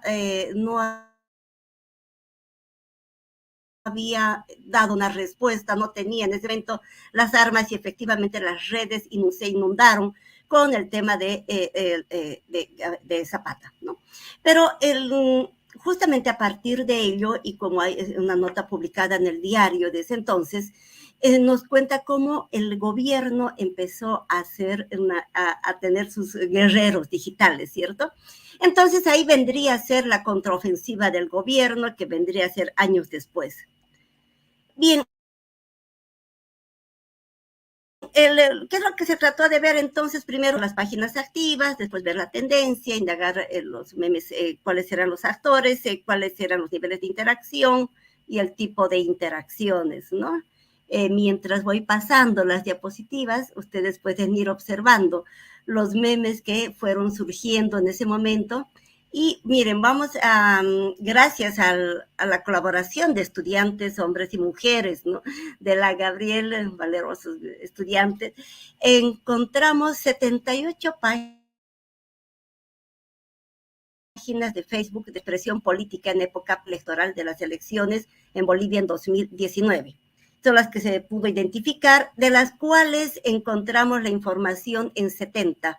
Se acabó la información de 70 páginas porque 8 páginas desaparecieron en las elecciones fallidas, desde luego, con la convulsión social, 8 páginas desaparecieron de la nada, digamos.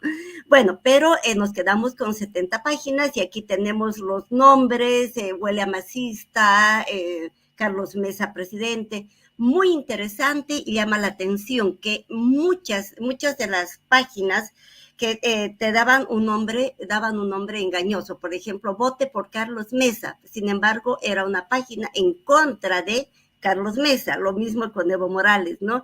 O páginas como Huele a Masista, y bueno, ahí tienen los nombres ustedes que pueden ver, tienen muy llamativos los nombres de estas páginas de Facebook.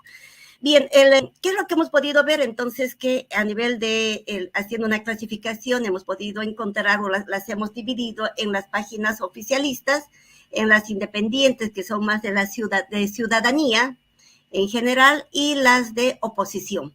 Y como podemos ver que en el cuadro, en las páginas de oposición fueron mucho mayor a las oficialistas, ¿no? Al parecer los guerreros digitales no pudieron contrarrestar de la misma manera a las páginas de oposición. Es interesante también ver que el estudio ha sido agosto, septiembre y las 2 primeras semanas de octubre, porque después ya venía las elecciones. Y el mayor número de memes publicados por el tema de elecciones fueron en el mes de agosto. Ahora vamos a cruzar con otra información interesante. Bueno, primero, ¿qué tendencia podemos ver? Acá también es muy interesante ver que en términos de tendencia, el 30% eran de oposición, y miren cómo acá, ¿no? El 54% tiene que ver con el oficialismo y el 16%, vamos a decir, ni a favor ni en contra, ¿no? Acá hay un tema interesante. El mes de agosto ha sido el mes que más memes se han podido encontrar en el periodo preeleccionario. Pongo acá una gráfica interesante. Y es porque los memes se centraron en la incapacidad del gobierno de enfrentar los incendios de la Chiquitanía. Sin embargo, cuando nosotros buscamos, ¿no? Y hicimos la comparación, podemos ver que los incendios en realidad fueron menores de lo que se mostraba. Es decir, a través de los memes hubo desinformación y fue una contraofensiva al oficialismo, ¿no? Al gobierno del MAS. Aquí podemos ver algunos de los memes que salieron y que justamente era una arremetida contra el gobierno y sobre todo por la incapacidad pero también de cómo, por ejemplo, Carlos como candidato no hacía nada, ¿no? Era también el gobierno respondía con sus guerreros digitales, ¿no? ¿Cuáles han sido los candidatos que más se han posteado?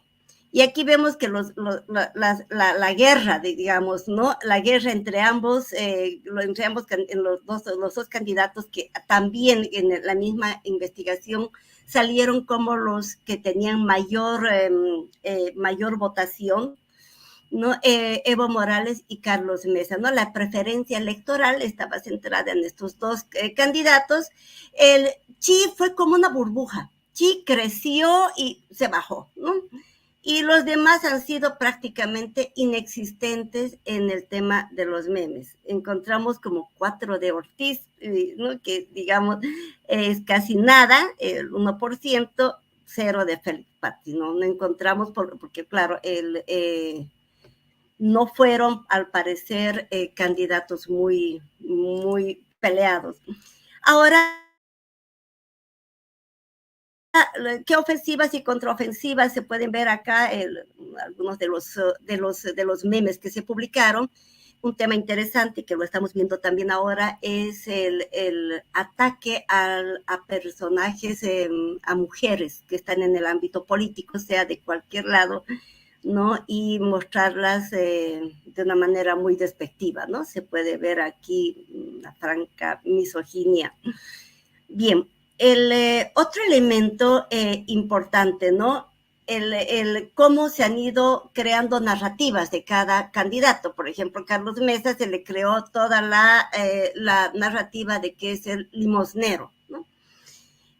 Por ejemplo, en el caso de Evo Morales, el presidente inepto, el pseudo pobre, pseudo indígena, ¿no? Que no tenía educación y que se trataba de mostrar al pueblo como el pobrecito, pero en realidad vivía como un rey, ¿no? Esa es la narrativa de Evo Morales. Y el chino, como decíamos, fue como una burbuja electoral que en algún momento subió y bajó estrepitosamente y no llegó siquiera a un lugar interesante. Ahora, la posición de los memes frente a los candidatos, podemos ver que Evo Morales y Carlos Mesa son los que han recibido la mayor cantidad de memes en contra. Eso es importante porque, claro, eran el blanco del ataque de la ofensiva y la contraofensiva. En cambio, en contra de Chi o de Óscar Ortiz y de otros han sido muy, muy pocos, ¿no? Pero sobre todo, interesante, que al que más se lo ha atacado ha sido a Carlos Mesa. Y acá podemos ver algunos de los memes que salieron sobre Carlos Mesa y esa narrativa del limosnero y esa narrativa también de que él era un hombre como dice ahí, con pedigrí, un hombre elegante, un hombre inteligente versus el indígena ignorante, ¿no? Esa es un poco la narrativa. Pero también el de Mesa, el tema de la renuncia, ¿no? De que además cuando la periodista en Santa Cruz le preguntó si iba a renunciar, si pensaba renunciar o qué opinaba del tema de la renuncia, ¿no? Dio lugar a muchos memes en su momento. Ahora, ¿cuáles han sido los temas? Los temas más importantes, miren, es muy, muy también llamativo que el 44% de los memes en periodo preeleccionario estaban centrados en los incendios de la Chiquitanía, ¿no? Y esa historia construida en torno a los incendios en realidad estaba fabricada porque los incendios en la Chiquitanía son frecuentes, son de todos los años, con un poco más bajos, más altos los picos, pero el 2019 no fue uno de los picos más altos, ¿no? Y sin embargo ha sido el punto de inflexión en contra del gobierno, pero también que sirvió para atacar a otros candidatos, sobre todo a Carlos Mesa. Ahora, Eso es en relación a los memes, pero ¿qué pasó con la audiencia? ¿No? Ya había mencionado de que partimos de la noción de que la audiencia es activa, pero decimos, los memes logran picar, ¿no? Logran picar a la audiencia. Entonces podemos ver acá en el estudio y con los grupos focales que hicimos, es que en primer lugar, para que el individuo, la persona, tenga una interacción, ¿no? Con los memes, primero es el acceso, tener un contacto con los memes, entenderlos, después tener una conexión positiva, negativa, y después llega a la interacción, ¿no? El grado más alto es la opción, ¿no?, de compartir, es decir, las interacciones tienen varios grados, ¿no? Pero el momento que yo llego a compartir es porque realmente me da mucha gracia, porque es importante, no necesariamente comparto que estén acorde a mi forma de pensar, eso es muy importante. Puede estar hablando a favor o en contra de mi candidato, pero si el meme está bien hecho, muy bien hecho, lo voy a compartir independiente a mi tendencia política. Y eso lo hemos visto también con los grupos focales con estudiantes. ¿No? Ahora, ¿qué dicen los y las jóvenes? ¿No? En primer lugar, en relación al tema político, porque memes hay de toda índole y de toda temática, el 42%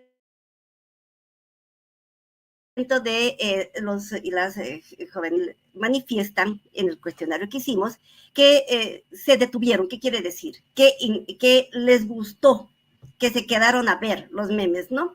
Y reaccionó frente a los memes. Entonces, algo también muy llamativo es que estudiantes, hombres y mujeres, dicen que preferían ver noticias a través de los memes. Y sí, fue un shock porque inclusive decían, prefiero ver memes a ver noticias, ¿no? Y porque a través de los memes me informo. Miren qué tan grave puede llegar a ser, porque estamos hablando de desinformación, y los memes, como decía Eric Torrico, y lo vimos también en esta tarde, son un formato preferido, pero que tienen un alto grado de desinformación, porque son narrativas deformadas de la realidad y que tienen una tendencia, desde luego. Ahora, algo que me llamó mucho la atención, lo quiero compartir, cuando dice, la gente usa Facebook, el meme es como pescar, lanza al anzuelo, si es muy interesante, motiva a buscar su información complementaria para entenderlo. Si no entiendo el meme, recién busco información en noticieros, en periódicos, en lo que fuera. Pero solo así salen del formato del meme. Ahora, interesante porque la idea de complementar la información es solamente no para verificar si es cierta, o si es verdadera o falsa la información o la narrativa del meme, simplemente es para complementar. ¿No? Y dice, bueno, que el meme es muy gracioso, que sintetiza muchas ideas y por eso les gusta mucho, y que en temas políticos los memes se viralizan independientemente a la tendencia de la audiencia, es lo que les comentaba. Entonces, ¿cuál es el parámetro para llegar a viralizar, compartir o reaccionar? Es que las fotos sean agradables, que si es visible, si es entendible, pero sobre todo si es gracioso, ¿no? Por eso dice, si el formato llama la atención, o aunque esté mal una letra, expresa algo, o su imagen sea interesante, entonces puede gustar. O sea, si el meme está bien hecho, es muy, muy gracioso, lo comparten. No, ahora, lo que hemos llegado a comprender de los y las jóvenes universitarias es que lo primero, lo vamos a decir, la interacción más baja es la reacción, ¿no? De poner me gusta, me enfada, lo que fuera. Luego ya la apropiación de sentido, ¿no? Cuando ya le voy a dar un sentido, cómo voy a interpretar el mensaje. Lo interpretan y si les gusta, si les parece muy bueno, independiente a su tendencia política, lo va a compartir. Y el pico más alto de interacción es cuando lo comentan, es decir, solamente comentan, porque comentar ya es de plasmar una opinión, de construir colectivamente nuevos sentidos. Entonces, ese es el punto, digamos, de interacción más alta que se tiene con los memes, ¿no?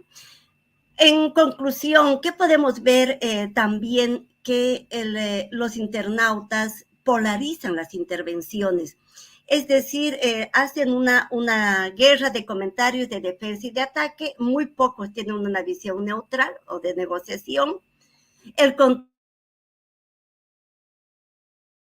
explícito del meme no cambia la tendencia política, y bueno, sí, porque la audiencia es activa.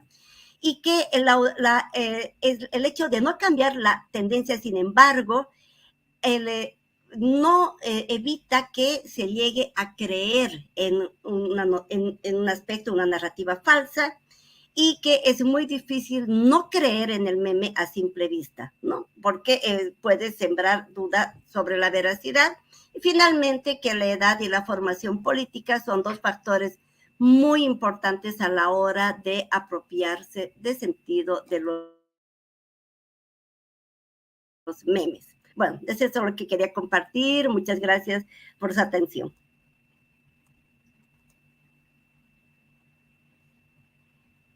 Muchas gracias, Jenny. El marco en el cual nos comparte Jenny Ampuero el trabajo de investigación realizado en la Universidad Gabriel René Moreno, pues es la forma de viralización también de los memes, de interpretación, etcétera, vinculadas a un espacio temporal del 2019, fechas entre las cuales se manejaba, ¿no? Un discurso político muy fuerte. Sin embargo, un poco para hacer una de las cuatro participaciones dentro de este segundo panel del 10º ciclo de estudios especializados, que estaba vinculado a la desinformación, a la política y a la democracia, pues les comento de que estuvieron con nosotros María Silvia Trigo, Eliana Quiroz, Juan Carlos Uribe y Jenny Ampuero. En el primer caso, Silvia trabajó el tema de la polarización y también la desinformación. ¿De qué manera? Pues este ámbito de la polarización es el calor donde se genera la desinformación, y nos ha hecho pues una explicación, y también nos ha comentado su preocupación sobre principalmente las que surgen en los ámbitos públicos, en las redes sociales, ¿no? Y al culminar, pues, ella llamaba un poco la atención sobre cuál es el papel de los periodistas, el papel de los medios ante la desinformación y ante situaciones de polarización como las que vivimos recurrentemente en los últimos años en el país. En su momento, Eliana Quiroz nos habló del ecosistema de la desinformación, refiriéndose a estudios de desinformación realizados en diferentes momentos, en diferentes casos, y nuevamente recuperando el tema de polarización que María Silvia nos tocaba, pues bueno, ese es el espacio en el que se enfrenta permanentemente y donde la desinformación es un fenómeno multidimensional, o sea, no se lo describir de manera unidimensional, porque bueno, ahí nos ha citado varios elementos que a veces incluso los creemos como tales, pero que en realidad van más allá de esas, ¿no? El tema de la seguridad digital, si es un tema de medios y de periodistas, discernir contenidos, etcétera, ¿no? Entonces, en este caso, algo muy importante que hizo y que nos mostró Eliana Quiroz es todo un sistema, un mapeo del ecosistema nacional de la desinformación, donde tienen que ver un poco el tema también de elementos de regulación y elementos que tienen que ver como mecanismos de refuerzo para ver finalmente la esfera de difusión, ¿no? Y los ejemplos de caso que nos presenta. En su momento, Juan Carlos Uribe también nos habló de los discursos de odio en el sistema digital, factores políticos, a los periodistas, a los medios y a la ciudadanía o al público, ¿no? Estos actores trasladados a las redes sociales digitales, como decía Uribe, pues marcan una lógica de cómo se construye el discurso del odio, ¿no? Del odio político, yendo desde las fases que describía desde un inicio, el desarrollo y los efectos que puede causar, generando principalmente hostilidad en la discusión e incluso, y hacía en las experiencias que nos comentaba, pues veía la dimensión social del discurso de odio, el tema político, y que bueno, definitivamente decía Juan Carlos, pasan por la regulación necesariamente, sino más bien por la concientización y la alfabetización mediática informacional.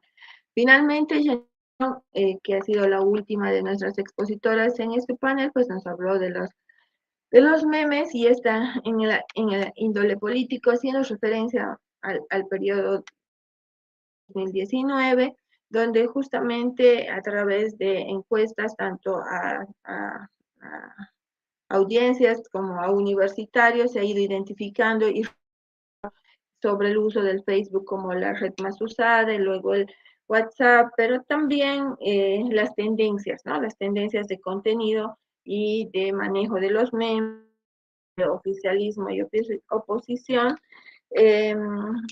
destacando, por ejemplo, los candidatos más posteados en los memes como Carlos Mesa, muy arriba de Evo Morales, y las ofensivas también a mujeres dentro de este campo, utilizando memes, ¿no? Algo interesante que también nos planteaba Jenny es justamente este consumo que hacen los jóvenes, ¿no? El ver las noticias a través de los memes, ¿no? Y esta preocupación, ¿no? Porque ya el referente de información son los memes, discurso por las redes sociodigitales.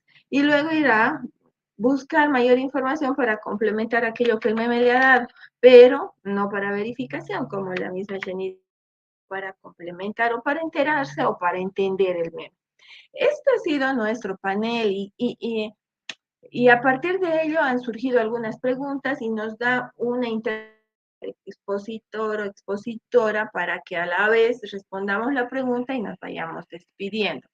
Y quisiera darle la palabra inicialmente a Eliana Quiroz, porque hay una, son tres como en una, porque dice Eliana, ¿cómo consideras que se podrían generar los mecanismos de protección social en redes virtuales? Los criterios para la selección en el caso de la investigación que se presentó, ¿no? Y cómo se hizo el tracking. Podríamos hablar un poquitito de esto para generar una respuesta en este caso.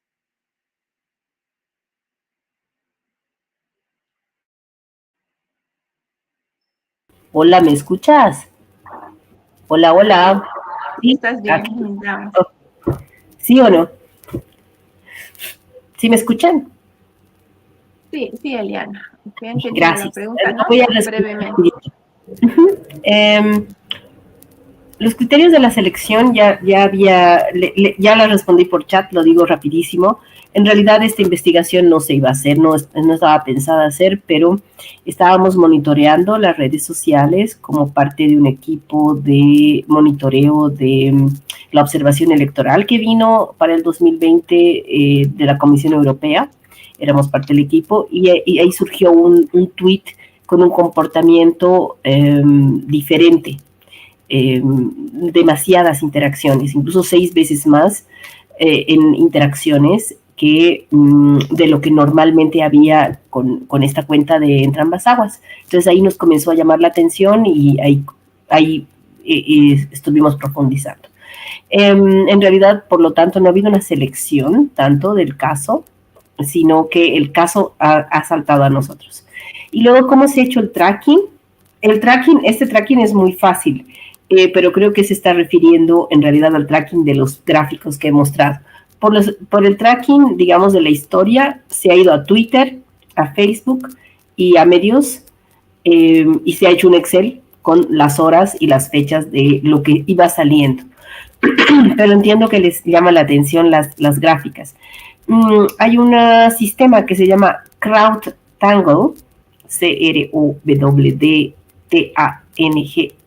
Tangle, CrowdTangle, que te permite hacer investigación en Facebook. Hay una versión pública y una versión pro, digamos. Esa versión pro se obtiene cuando uno es investigador, pero la versión pública es bastante buena, entonces pueden entrar a crowdtangle.com y hacen investigación ahí con información de Facebook. Y finalmente, ¿cómo se pueden generar mecanismos de protección social? Entiendo que protección social lo estaría entendiendo como seguridad digital. Básicamente la seguridad digital es preventiva. Una vez que le sucede a alguien ser víctima de algún caso de un delito o alguna violencia digital, es muy difícil de resolver o de resarcir. Por lo tanto, normalmente se dan consejos preventivos. Tener buenas contraseñas, cambiarlas cada 6 meses, tener un gestor de contraseñas, aprender a cifrar documentos, folders, etcétera, que no es muy difícil. No estoy hablando de cosas muy avanzadas, sino de lo que un periodista, por ejemplo, podría hacer. Tener backups, es decir, copias de seguridad por si se pierden o por si entra un tipo de virus que se llama ransomware y aprisiona todos los archivos. Es bueno tener un backup siempre. Creo que esos serían como los consejos generales, pero si en algún momento quisieran que se les asesore porque lamentablemente están siendo víctimas de violencia digital o quieren asesoramiento preventivo, o finalmente quieren una capacitación, que eso ya es con más personas, por favor, contáctenos. Tenemos un centro SOS Digital que da este tipo de servicios.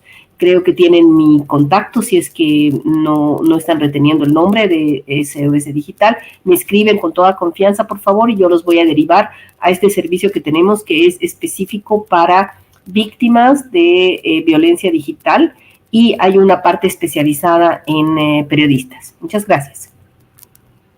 Gracias, nos queda muy claro. Ahora pasaremos a una pregunta para María Silvia Trigo. Nos han enviado justamente esta, que dice si los medios digitales están en el centro de la tormenta y de la polarización. ¿Cuál es su papel y qué desafíos diferentes a los medios masivos tradicionales que se hacían referencia tienen para despolarizarse? Adelante, María Silvia. Gracias, Karina, y gracias por la pregunta también. Bueno, yo creo que los desafíos son los mismos, que no hay diferencias, siempre y cuando estos medios nativos digitales aspiren a ser independientes políticamente y se presenten como tales. Están igual que los medios tradicionales, llamados a ser un espacio donde se propicie el diálogo, con todas las ventajas que tienen para esto al ser medios digitales. Recalco esto que mencionaba de cuando son medios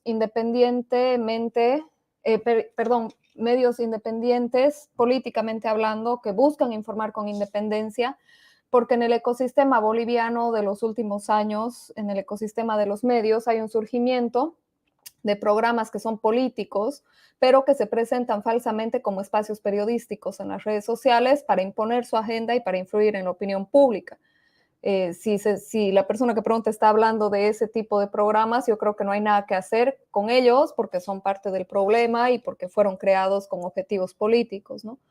En ese caso no tendría respuesta porque supongo que no se puede esperar nada positivo de estos espacios. Perfecto, muchas gracias, María Silvia. Y finalmente tenemos un par de preguntas para Jenny. Nos dicen de páginas de Facebook, cómo llegaron a elegir las páginas de los memes en la investigación. Y otra pregunta pequeña es si el meme es un ejercicio de la democracia. Sí, bueno, gracias por las preguntas. Decirles de que para encontrar las páginas de Facebook teníamos 60 estudiantes que hemos hecho búsquedas a través de hashtag. ¿no? Y de las páginas oficiales también de los diferentes partidos políticos. Es decir, no hemos seleccionado toda página que contenía información política o tenía podía tener cualquier vínculo con el periodo preeleccionario, con política, ha entrado dentro de la muestra de estudio. Solamente se bajaron 8 páginas, pero es porque en realidad después cuando fuimos a buscarlas, porque ya estaban identificadas, después de lo que se suscitó el 2019, las bajaron y no las pudimos encontrar. Por eso el estudio fue de las 70 páginas que hemos identificado, todas las que hemos identificado a través de hashtags y otras formas de búsqueda, ¿no? Y desde luego el meme es desde luego un ejercicio de participación político-ciudadana, ¿no? Si bien los memes muchas pueden tener información o narrativas que desinforman, de alguna manera son como un termómetro de lo que está ocurriendo y de los imaginarios colectivos.